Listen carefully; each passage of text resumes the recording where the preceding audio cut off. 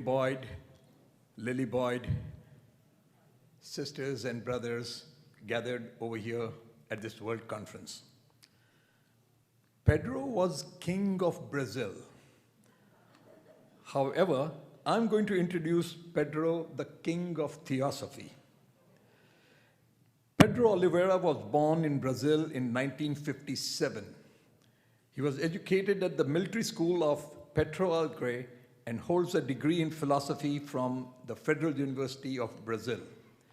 At age 17, he developed an interest for yoga and meditation and purchased his first theosophical book, At the Feet of the Master. He was introduced to the ancient wisdom by his philosophy teacher at the military school. That spark generated keen interest in theosophy in him.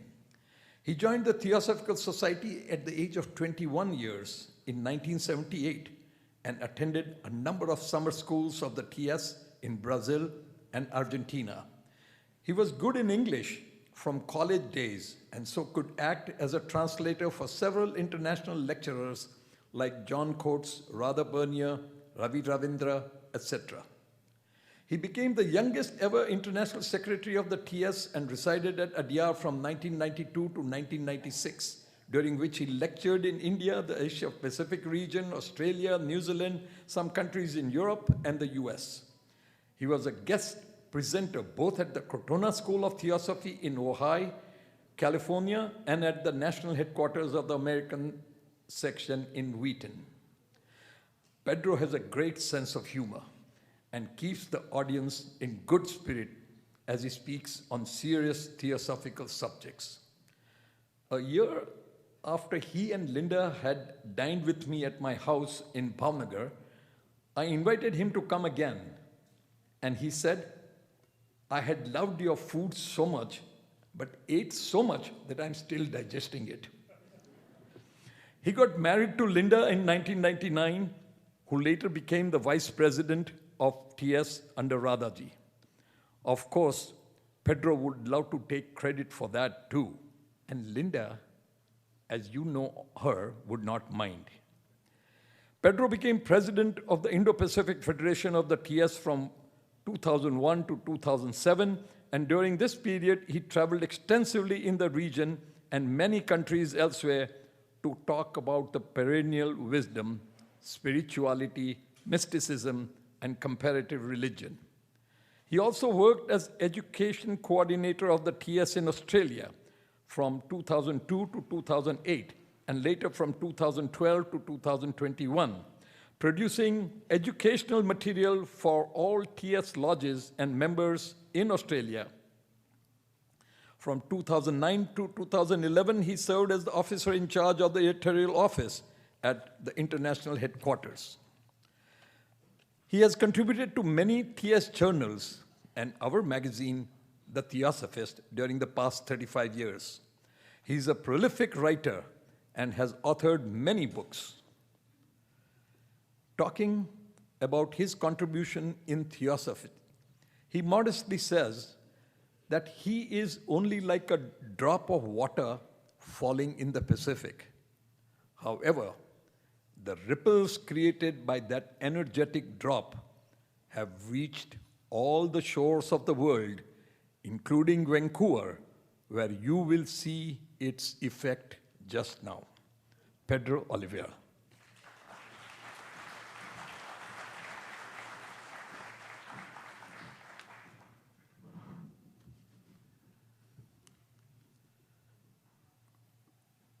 I feel tempted to declare this session over. As you can see, Brother Pradeep Gohil is one of my spiritual creditors. At least he's one of the kind ones. As you see in the program, I am a replacement speaker. Brother Shikhar Agnihotri couldn't make it to Vancouver. And a replacement speaker has very few liberties. One of them is to say, "Hello, Shikhar. We miss you and Catalina here. and I hope you publish your presentation as soon as possible.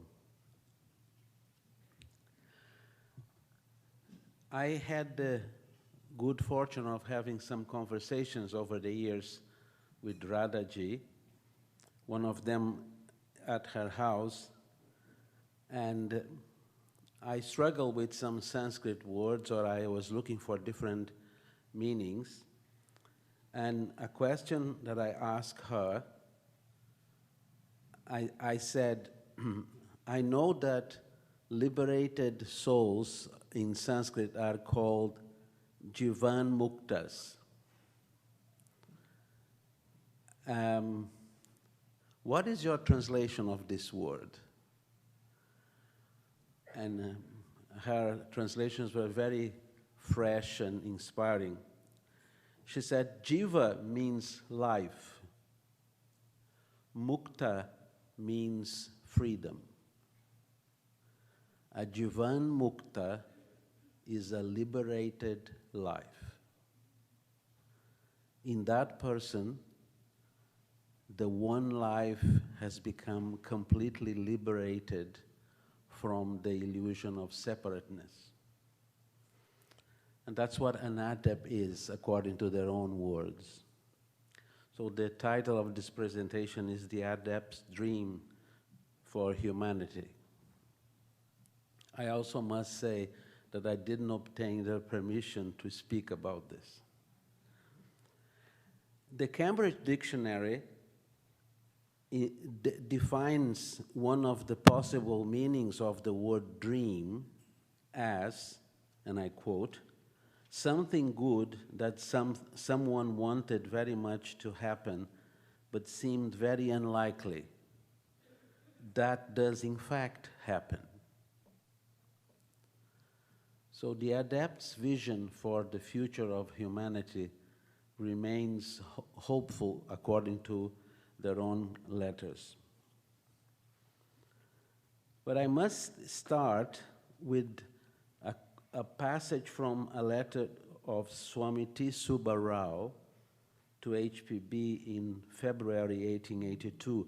This is in the book The Letters of H.P. Blavatsky to A.P. Sinnett.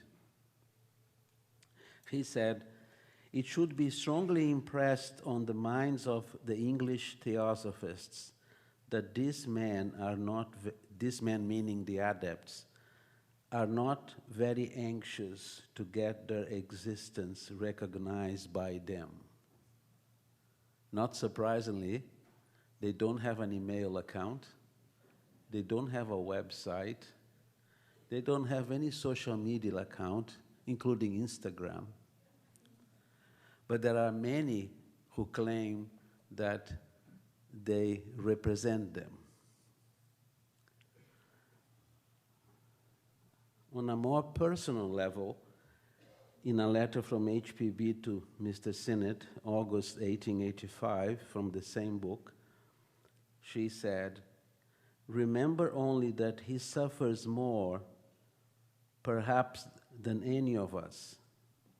And you do not know how right you are in saying that, well, as he loved, he will love me truly. Yeah, even better than I love him. For even you can never love him, that's HPB speaking, even you can never love him as well as he loves you. That particle of humanity which did its best to help on and benefit humanity, the great orphan he speaks of in one of his letters. The Adepts show an uncompromising, even personal, regard and concern for humanity as a whole. And they made clear that such syntony is a qualification for any possible communication with them. The quotes you are going to hear are very well known. They come from the Mahatma letters to A.P. Sinnett, but also from the letters of the Masters of the Wisdom. The reason why I represent them is because there may be a sense in which revisiting them again may bring more clarity. I am reminded of what Marcel Proust, I don't know how to pronounce his surname correctly, he said, "What we need are not new landscapes, but new eyes." And this is what the letters from the Mahatmas present. So this one, and they are all from the chronological edition originally published by the Theosophical Society, the Theosophical Publishing House in Manila, and edited by Brother Vicente Hauchin Jr. The term universal brotherhood is no idle phrase.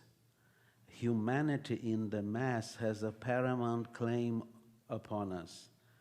As I tried to explain in my letter to Mr. Hume, which you had better ask the Lowen of, it is the only secure foundation for universal morality.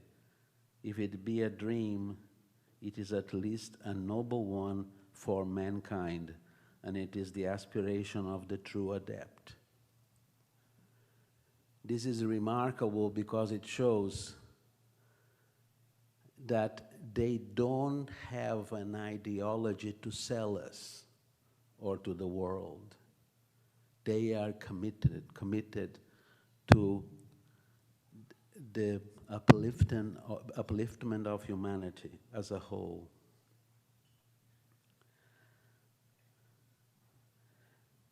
Master Cage, in a long passage, talks about his view of humanity, its travails, its sufferings. Until final emancipation reabsorbs the ego, it must be conscious to the purer sympathies called out by the aesthetic effects of high art. Its tenderest chords respond to the call of the holier and nobler human attachments. Of course, the greater the progress towards deliverance, the less will be the case until, to crown all, human and purely individual personal feelings, blood ties and friendship, patriotism and race predilection, all will give way to become blended into one universal feeling, the only true and holy, the only unselfish and eternal one, love, an immense love for humanity as a whole. For it is humanity which is the great orphan. Just dwell on this for a few seconds. For humanity is the great orphan, the only disinherited upon this earth, my friend. And it is the duty of every man who is capable of an unselfish impulse to do something, however little, for its welfare. Poor, poor humanity. And the next simile is heart-wrenching. It reminds me of the old fable of the war between the body and its members. Here too, each limb of this huge orphan, fatherless and motherless, selfishly cares but for itself. The body uncared for suffers eternally, whether the limbs are at war or at rest. Its suffering and agony never cease. This could be an opinion ad for the major newspapers in the world. Nothing is more important than ending humanity's suffering. Then he clarifies, what does it mean by humanity? He says, therefore, whenever I speak of humanity without specifying it, you must understand that I mean not humanity of our fourth round, as we see it, on this speck of mud in space, but the whole host already evoluted. So an adept can see the future of humanity. It is not a question of believing it, it's a question of knowing it.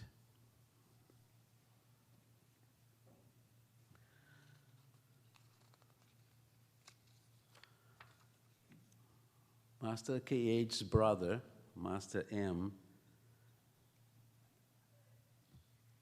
not only restates the commitment to humanity, but he delves into the issue of how self-centeredness and selfishness are credible, real impediments in this work.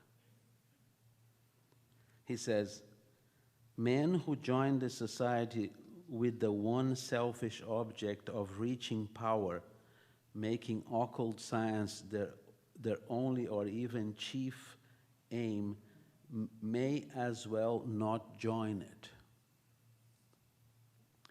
They are doomed to disappointment as much as those who commit the mistake of letting them believe that the society is nothing else. It is just because they preach too much the brothers and too little, if at all, brotherhood that they fail.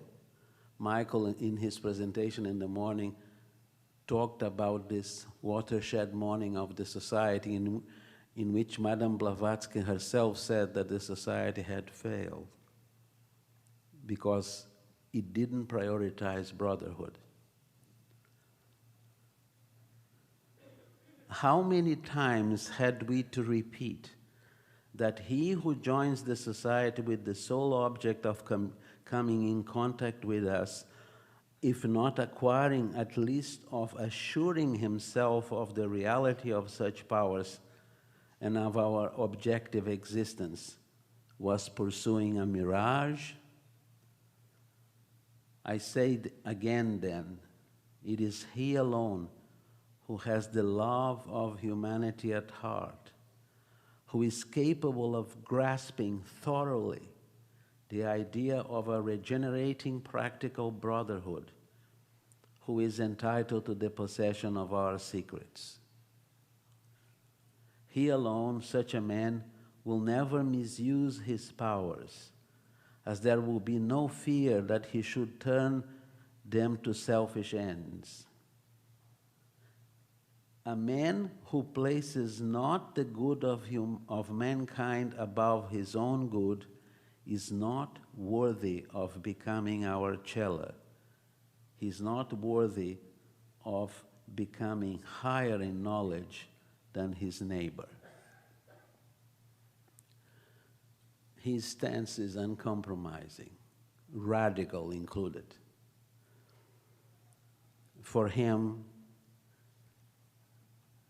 the core idea of brotherhood is to live for humanity uncompromisingly,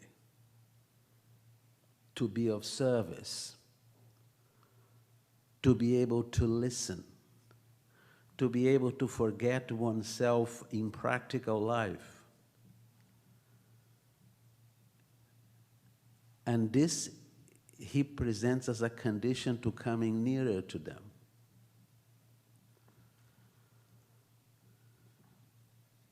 In another passage, Master K.H. says, "Poor, poor humanity, when shalt thou have the whole and unadulterated truth?" Which seems to imply or a reference to the fact that unless there is this full realization of brotherhood, we have partial and adulterated truths. And apparently, the present world presents very convincing evidence of this. Social media is being used to create a worldview that all those who are in power are right. If you are not in power, you are not right. You don't really matter. From this point of view, the adepts were radicals. And then there are some views from the master of the masters, the Mahachohan, who sent a communication to Mr. Sinnett and to Mr. Hume when their views of the TS were rather disparaging to them. The Theosophical Society was chosen as the cornerstone, the foundation of the future religions of humanity, to achieve the proposed objects a greater, wiser, and especially a more benevolent intermingling of the high and the low, of the alpha and the omega of society was determined upon.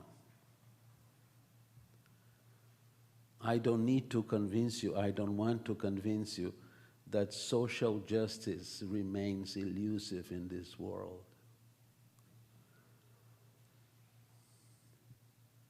And then he gives an advice which would protect Theosophical committees worldwide of problems.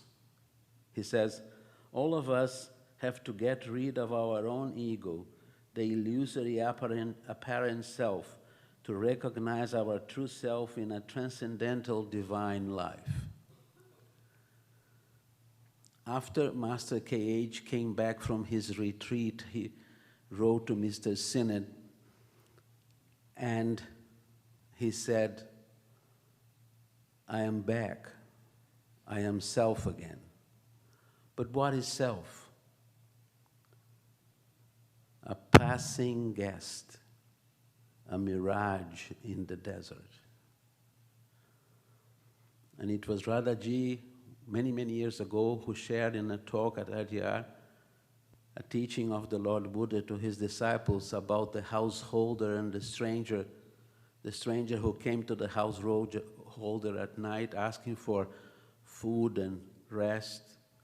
And after he stayed, after some time, he walked into the householder's bedroom with a knife and killed him. And Lord Buddha said, the stranger is the self. And Radhaji used to say, we indulge in horse trading with the self. It's not easy for us to self-justify ourselves when it's convenient. And we believe that the self is not dangerous. But in the self is enshrined all the monumental negative powers of vanity, hatred, division, lies that divide not only people, families, nations.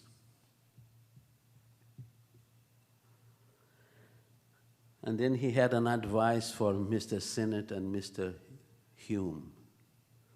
Mr. Hume, of the two, is famous for having written to the Mahatmas saying, you don't know anything.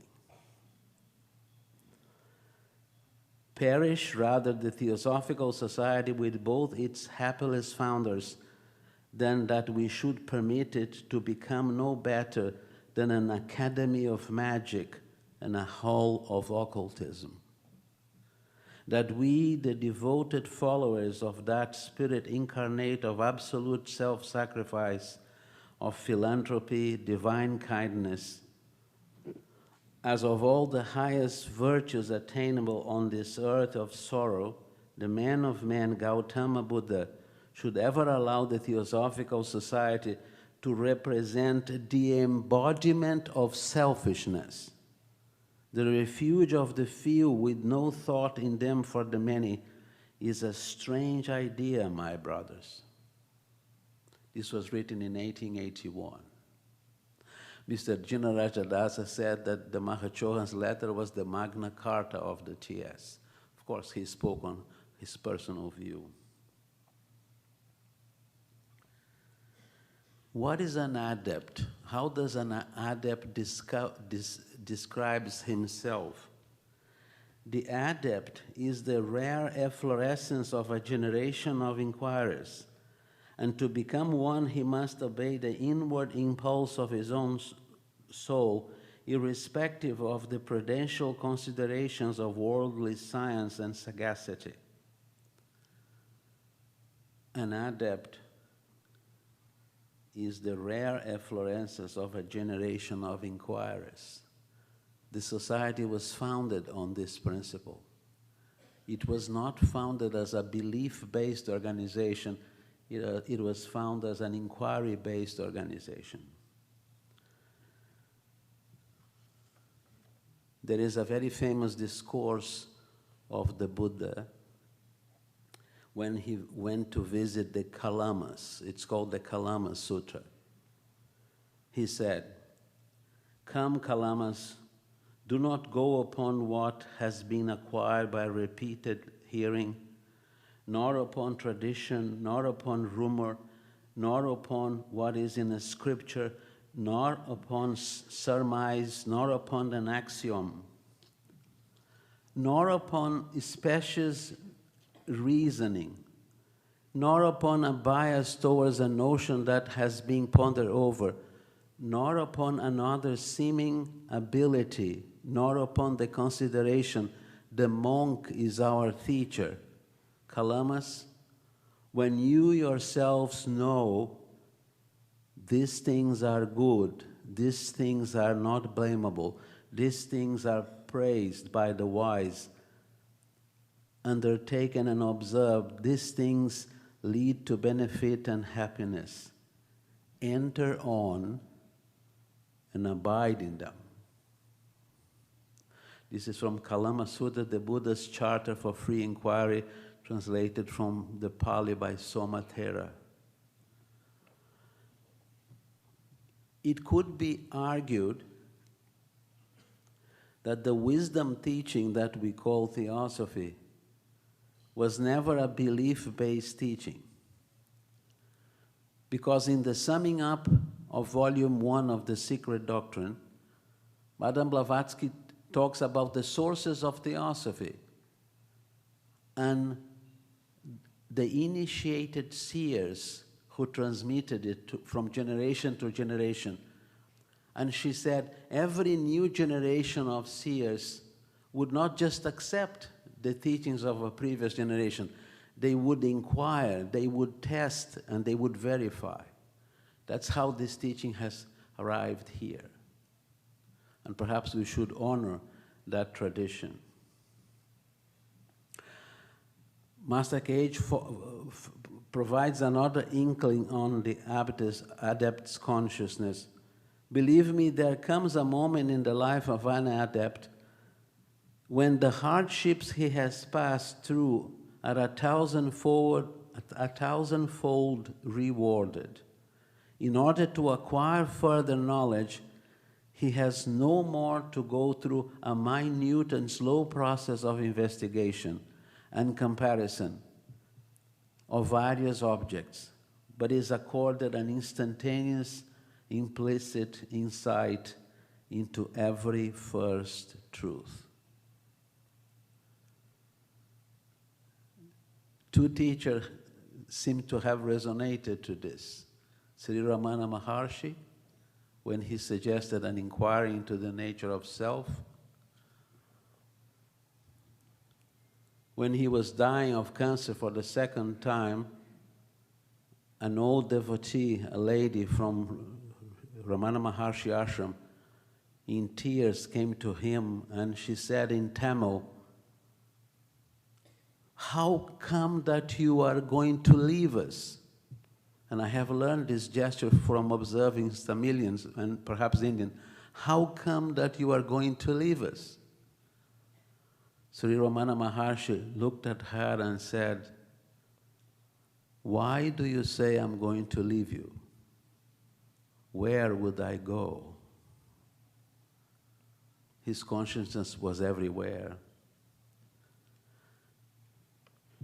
And of course, the second teacher that is still alien for perhaps some members of the TS who are perhaps who have felt the reverberations of what happened in 1929.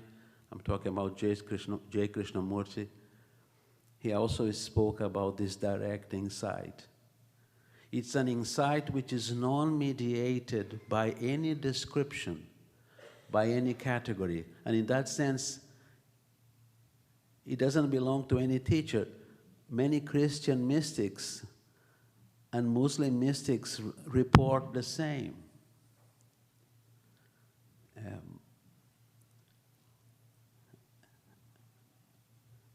The cloud of unknowing suggests that in order to know God, one has to go through an unknowing, a letting go of everything that has been accumulated by the brain. Jalaluddin Rumi said that the beloved is all in all, and the lover is a dead thing.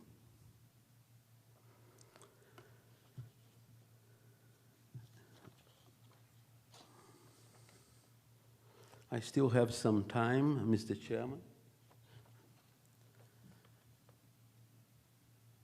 The President mentioned in his speech this morning about motive, how motive is everything. Right at the beginning of the correspondence with Sinnett and Hume, Master K.H. affirmed, to our minds then, these motives, sincere and worthy of serious consideration from the worldly standpoint, appear selfish. They are selfish because you must be aware that the chief object of the TS is not so much to gratify spiritual aspirations as to serve our fellow men, and the real value of this term selfish, which may jar upon your ear, has a peculiar significance with us, which it cannot here have with you. Therefore, and to begin with, you must not accept it otherwise than in the former sense.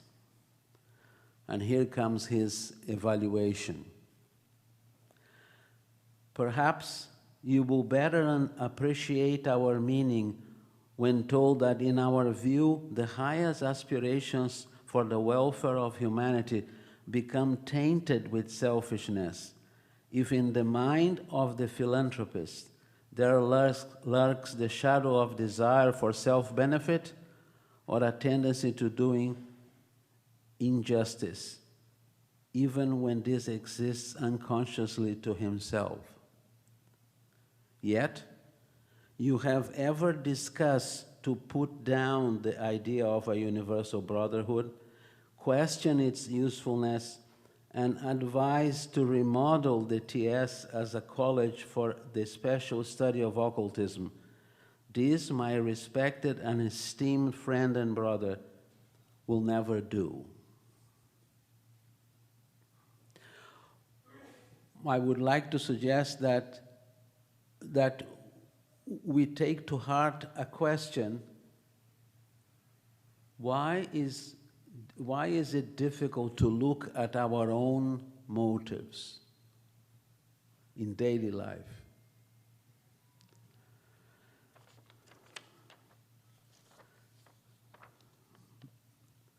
And in this final quote, Mahatma K.H., writing to Mr. Sinnett, presents his very strong view of how little selfishness is.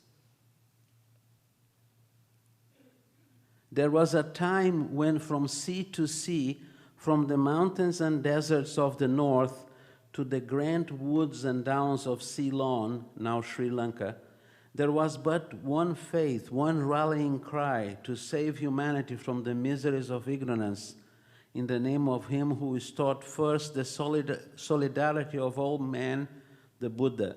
How is it now? Where is the grandeur of our people and of the one truth? These you may say are beautiful visions which were once realities on earth, but had filtered away like the light of a summer's evening. Yet, yes, and now we are in the midst of a conflicting people, of an obstinate, ignorant people seeking to know the truth, yet not able to find it. For each seeks it only for his own private benefit and gratification, without giving one thought to others. Will you, or rather they, never see the true meaning and explanation of that great wreck and desolation which has come to our land and threatens all lands, yours first of all? It is selfishness and exclusiveness that killed ours. And it's selfishness and exclusiveness that will kill yours. Which has in addition some other defects which I will not name. The world has clouded the light of true knowledge, and selfishness will not allow its resurrection, for it excludes and will not recognize the whole fellowship of all those who were born under the same immutable natural law.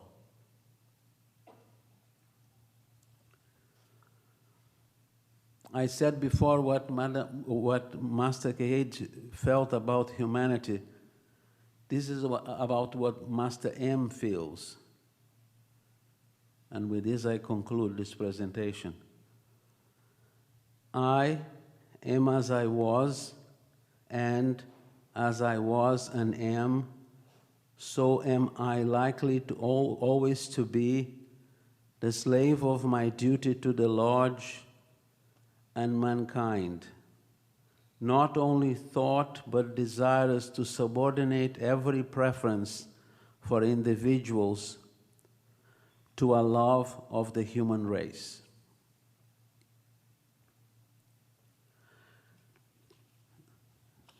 The Adepts have seen the future. They have seen the causes of human misery. They continue to work for the upliftment of humanity, and probably they wait for our response. Thank you.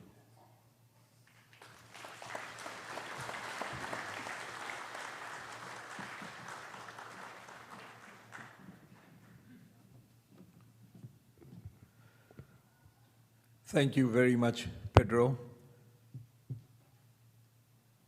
Everyone will appreciate your humility when you started by saying that you are a replacement. Shekhar Agnihotri is a great speaker, a fantastic orator, but you are considerably senior to him. And in saying that, you showed how the first object of Theosophy acts. It's always that we are all one after all.